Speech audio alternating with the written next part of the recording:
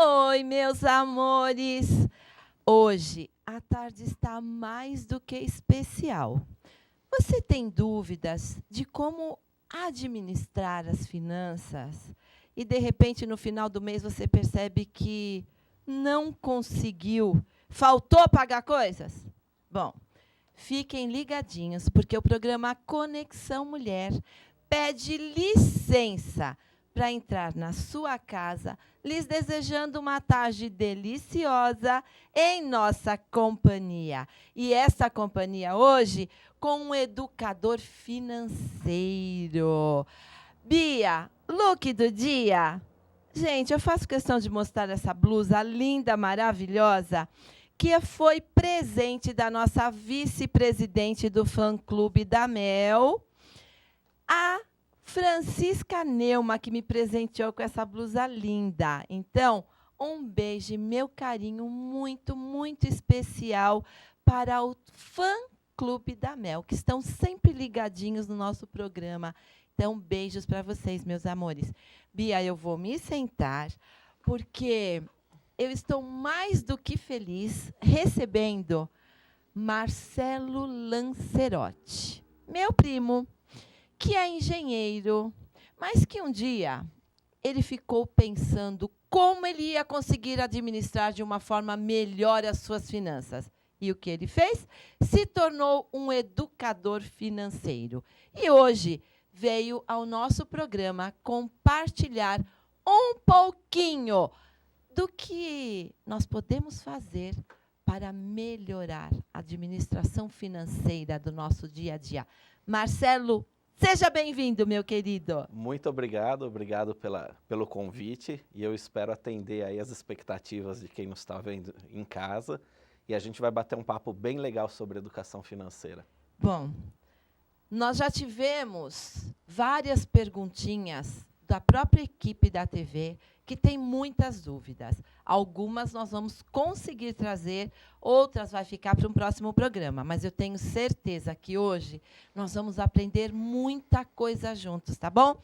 Então, Má, a primeira coisa que nós conversamos e que eu fiquei muito curiosa: conceito e função do dinheiro. E aí, fiquem paradinhos por aí, porque eu vou chamar o nosso querido Senhor Batata, que é a nossa dica. Gente, Senhor Batata, chegando o final de semana, é a melhor opção que nós temos para um jantar em família. Miau, solta, Senhor Batata.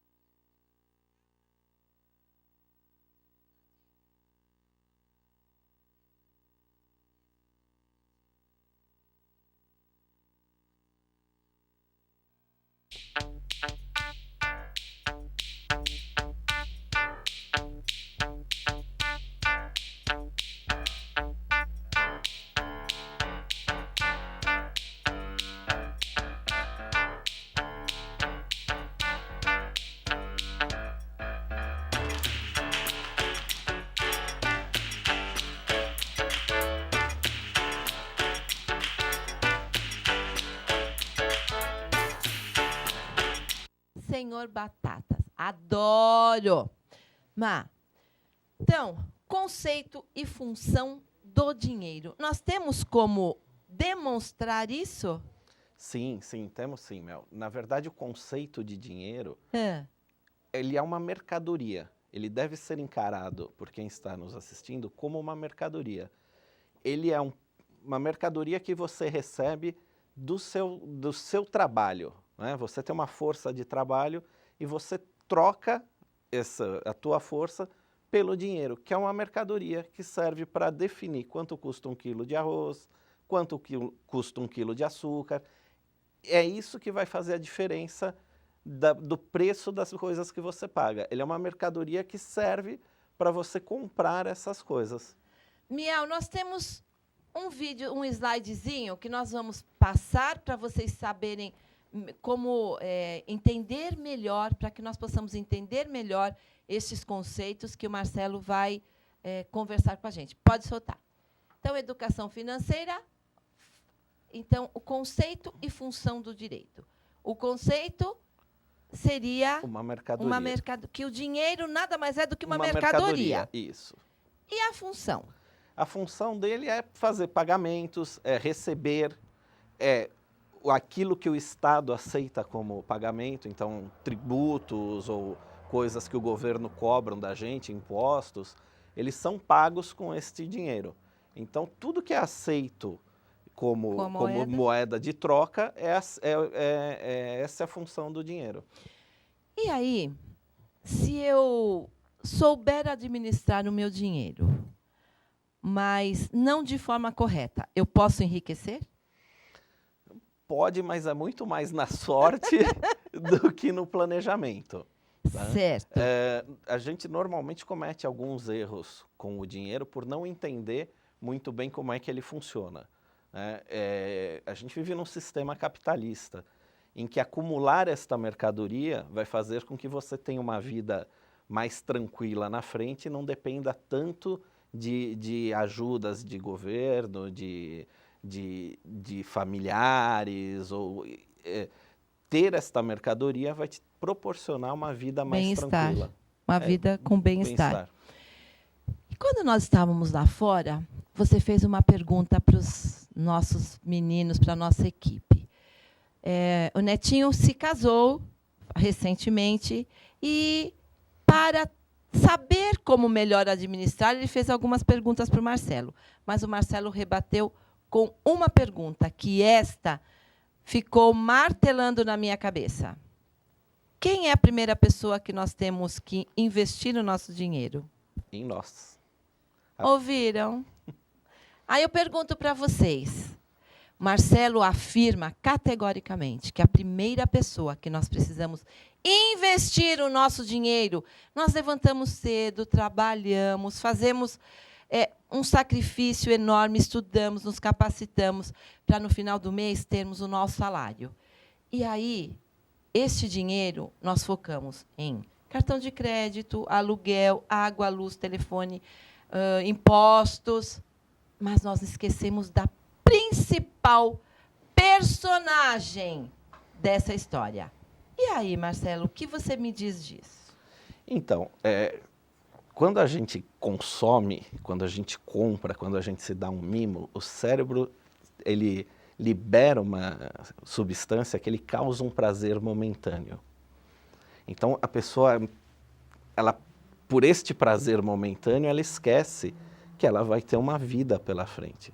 Então, todo esse sacrifício que você faz de acordar cedo, de pegar ônibus ou pegar trânsito, e o trabalho, e a cobrança, e metas, e você não se preocupa com você? Você se preocupa com comprar um carro zero, ter uma roupa legal? Para quem que você está querendo mostrar isso? Isso você está comprando por status, você tem que pensar em você. Não é que eu não vou pagar mais o aluguel, não é isso? Lógico que não. Mas a primeira conta é o que você paga para você. Essa tem que ser a tua primeira preocupação, reservar um dinheiro todo mês para o teu futuro. Entenderam, né? Vamos pensar primeiro em nós, para que nós possamos ter o prazer de buscar novas conquistas. Nós temos mais um slide, Miau. Por que eu não enriqueço? E aí você tem algumas regras. Eu listei algumas aí para as pessoas terem, mas podem ter outras.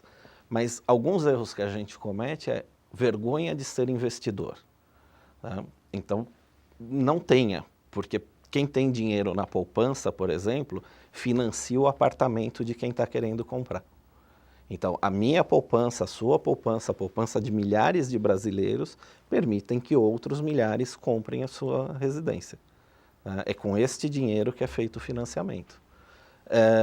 Um outro erro que a gente comete é gastar mais do que a gente ganha. Que isso tem acontecido muito. Muito, muito. A gente gasta mais do que ganha, a gente investe mal o dinheiro, então você, com medo ou por falta de conhecimento, você investe em aplicações que não vão te dar um rendimento que você poderia estar ganhando. Uma coisa que é importante é você ter um rendimento que supere a inflação. Se você não superar esse rendimento da inflação, você perde o poder de compra que você tem. Então, sei lá, se tem R$1.000 guardado e tem uma aplicação que rende menos que a inflação, o que você compra com esses R$1.000 hoje, passado um ano, você não compra mais. Então, o ideal seria investir. Sempre. Investir em você. E ter um controle, fazer um planejamento. Como é que eu estou hoje, como é que eu quero estar daqui 1 ano, daqui 3 anos, daqui 5 anos, daqui 20 anos. Normalmente as pessoas com quem eu converso, com quem fazem os cursos que a gente disponibiliza, eles têm um pouco de dificuldade, se surpreende de como eles usam mal o dinheiro. Então, o primeiro passo para quem quer construir um patrimônio, quer construir uma estabilidade lá na frente, é aprender a lidar com dinheiro. Então, não trocar de carro toda hora, que isso tira muito dinheiro, que é um gasto que você vive para trocar de carro. Investir mal, que eu já comentei.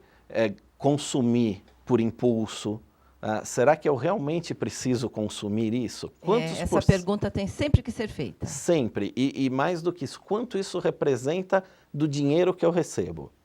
Isso vai comprometer a minha capacidade de pagamento? Eu vou me endividar? Mais para frente eu vou falar disso. O juro ele pode ser seu amigo ou seu pior inimigo. Próximo slide. Planejamento. Bom, você já falou um pouquinho, mas gastos usados... Como é que é? Gastos usando a regra base da construção de patrimônio. Então, um pouquinho sobre o planejamento. Isso. Eu recomendo, e claro que isso vai de pessoa para pessoa, mas que você divida em 3 partes o que você ganha. A sua renda em 3 partes. Gente, olha, presta atenção nisso. Isso é muito importante. Todo nosso rendimento, a proposta, a sugestão, vamos dividi-lo em 3 partes. Isso. Tá. Então, a primeira parte são 50% que deveriam ser seu custo fixo. Aluguel, conta de água, conta de luz, TV a cabo, toda aquela conta que você recebe todo mês e é fixa, ela não deveria superar 50% do que você ganha. Perfeito. E os outros 50%? Os outros a gente divide em 2 partes. Os 20% é o seu pagamento que eu comentei no início do programa. Então, esses 20%, se você conseguir poupá-los regularmente, você, ao fim do seu período de trabalho, você consegue manter o mesmo padrão de vida que você tinha enquanto trabalhava, sem depender da aposentadoria do governo, por exemplo. E os outros 30%? Os outros 30% devem ser destinados para o seu estilo de vida. Então, o que eu chamo de estilo de vida? É uma viagem, um passeio com a família, um imprevisto. Não é? Estou com uma dor de dente, preciso ir a um dentista, ou preciso ir ao médico, preciso fazer um conserto da minha casa ou do meu carro. Então, esses 30%, eles devem ser destinados para isso. Eles não precisam ser consumidos necessariamente. Eles podem ser poupados uma parte para que você não mexa no dinheiro da sua aposentadoria. Maravilha. Próximo slide. Equilíbrio.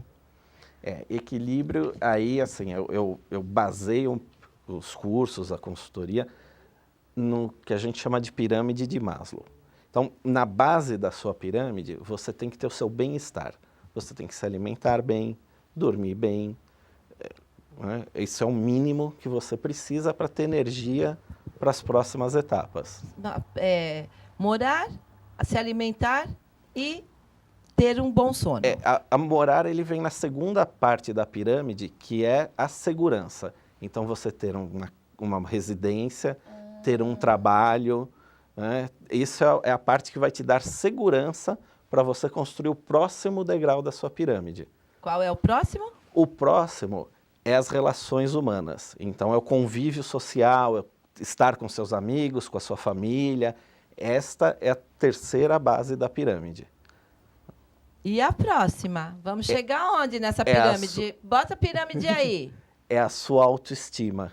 Isso é o topo? Não, ainda não. Essa é a sua autoestima. Então, é quando você vai cuidar de você, quando você vai destinar uma parte do seu dinheiro para se arrumar, para ir num salão de beleza, para comprar uma blusa legal, comprar um sapato bacana. Então, você guarda uma parte para você fazer isso. Investir em você. Investir em você. Não adianta você querer investir em você se todos esses outros requisitos que eu coloquei não estão sendo cumpridos. Entendi. E aí o topo é, enfim, guardar o dinheiro e que vai te dar a tranquilidade para a sua vida. Né? Se você me permitir, assim, eu divido a nossa vida mais ou menos em 3 fases distintas. Diga, quais são? A nossa expectativa de vida como ser humano brasileiro é em torno de 75 anos. Então, eu divido o primeiro terço até os 25, que é mais ou menos quando você sai da faculdade e inicia seu período de trabalho. Início do trabalho, que sempre é assustador. Assustador. Aí, o segundo é o mais importante, que vai dos 25 aos 50, que é quando você está no auge da tua capacidade produtiva. E um erro que a gente comete, quando se é mais jovem, com 25 anos, é não se preparar para as coisas que vêm futuramente. Faculdade de filho, compra de imóvel, casamento. Então, com 25 anos, 26, 27, você quer gastar. Né? Quando você casa, você fala, poxa vida, mas e agora? Eu não me planejei para isso. Então, para você não se endividar, você tem que ter essa disciplina de se planejando para que você possa, no último terço aí dos 50 aos 75, ter uma vida extremamente confortável. Viajar, ir no baile dançar com a esposa, com o marido, curtir a família, para que você não tenha que depender de filho, para que você não tenha que depender dos outros, você tem a sua autonomia.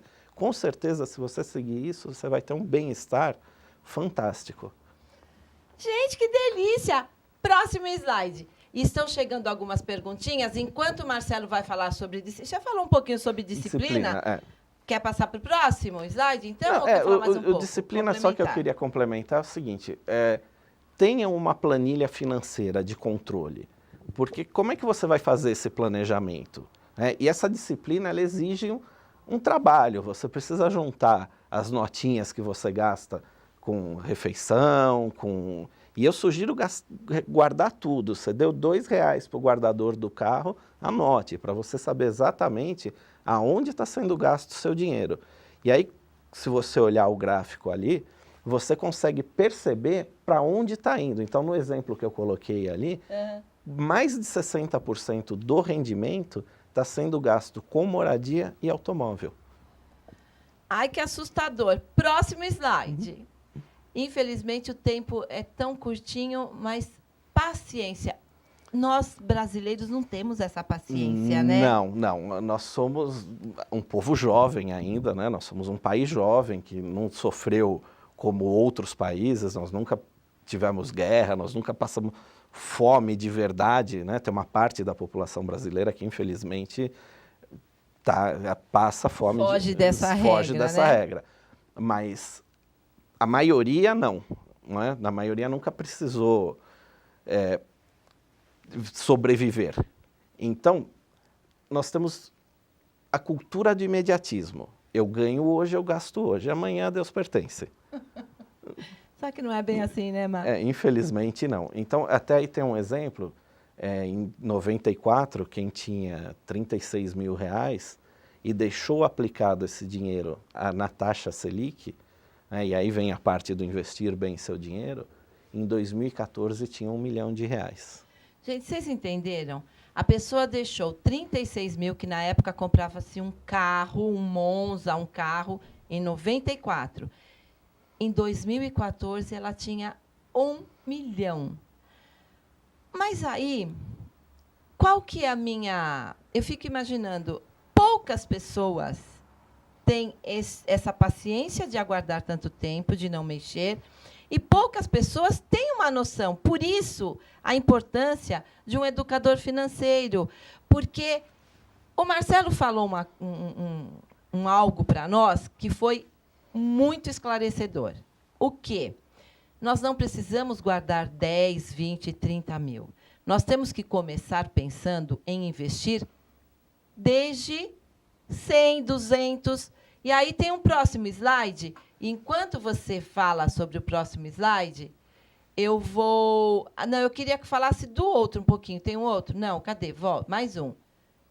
Isso. Esse aí é importante? Muito, muito.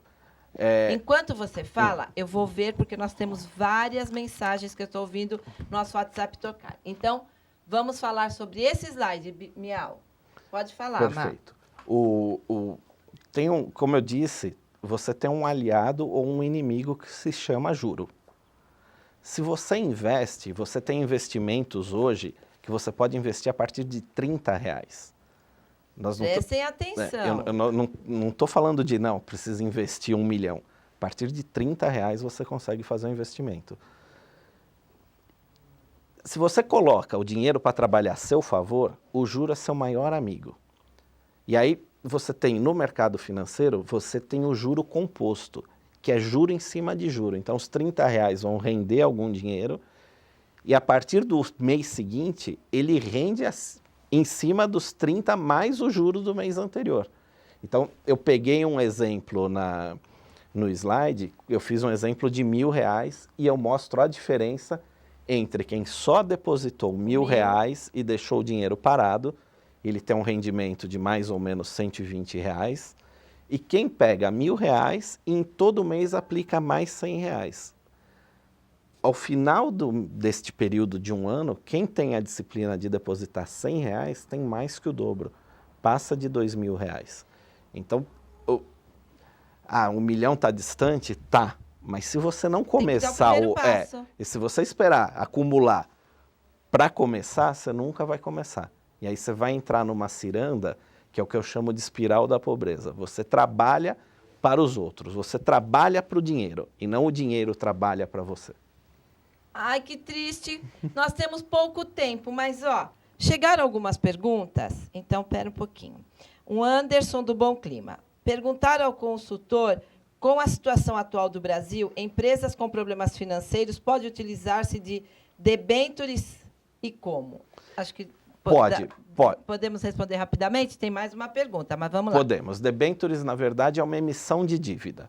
Então, a empresa que está emitindo a dívida, ela está te falando o seguinte: olha, eu vou emitir esta dívida, eu vou te remunerar por isso, isto é os juros. Então, eu vou te remunerar por isso, e daqui a um determinado período de tempo, eu vou te devolver este dinheiro. A minha sugestão para o Anderson é que ele olhe a empresa antes, se é que ele quer adquirir a debêntures, mas que ele olhe a empresa antes de adquirir a debêntures, porque a empresa pode não honrar o compromisso ou rolar esta dívida para frente. Nós temos 3 minutos, mas como conseguir um investidor de risco para um novo negócio? Nós vamos ter que marcar muitos outros, porque você vê que o pessoal está... Mas já estão passando para frente, né? Souberam que vinha falar sobre finanças, que você vinha falar sobre finanças, o povo já está muito... Existe a possibilidade de se conseguir um investidor para um novo negócio? Existe. Existem, através do Sebrae ou de algumas agências de fomento, fundos de investimento para novas empresas. Tá? Mas isso daria um programa. Entendi. Mas existem, e aí você pode conseguir um investidor anjo, que é o que vai fazer o aporte do dinheiro sem querer um retorno, ou você vai trazer para você um sócio que vai aportar o dinheiro e vai querer um retorno do dinheiro que ele colocou. Nós tínhamos muito mais coisas, mas você tem 1 minuto para as considerações finais. Tá bom. Eu queria deixar uma mensagem aí para quem está nos assistindo, que parece difícil, mas nós somos fruto daquilo que pensamos. Se a gente pensar negativamente, isso não é para mim, realmente você nunca vai conseguir construir esse caminho de sucesso. Mas se você pensar, não, eu posso, e temos muitos exemplos de gente que pode. Falávamos do Silvio Santos. Por exemplo, esse é um exemplo de quem era camelô e construiu um patrimônio multimilionário. Então, você também pode. Basta ter esses requisitos que eu passei para vocês. Isso é só um pouquinho. Miau, último slide, só para, se alguém tiver dúvidas, nós temos os contatos do Marcelo, mas o meu WhatsApp fica à disposição. E eu só posso agradecer o carinho por você ter vindo ao programa e quero convocá-lo para um próximo, para que nós possamos dar continuidade a esse tema muito importante e realmente necessário. Obrigada, querido. Eu que agradeço, foi um prazer estar aqui. Eu espero ter contribuído com quem nos assistiu e fico à disposição, tem meus contatos. Perfeito. Estou à disposição para tirar dúvidas. Ouviram? Este é o Marcelo Lancerotti, educador financeiro. Lá estão os contatos. Se vocês tiverem alguma dúvida ou quiserem conversar com ele para falar sobre como melhor administrar as suas finanças, seus bens, fiquem à vontade. Eu termino por aqui, mas a semana que vem estamos novamente ao vivo pela TV Guarulhos. Eu adoro saber que temos amigos de longe e de perto, sempre ligadinhos no nosso programa. E o programa é feito com muito carinho para vocês. Bom final de semana e até quinta. Ou nas mídias sociais, que estamos sempre ligadinhos em vocês. Obrigada!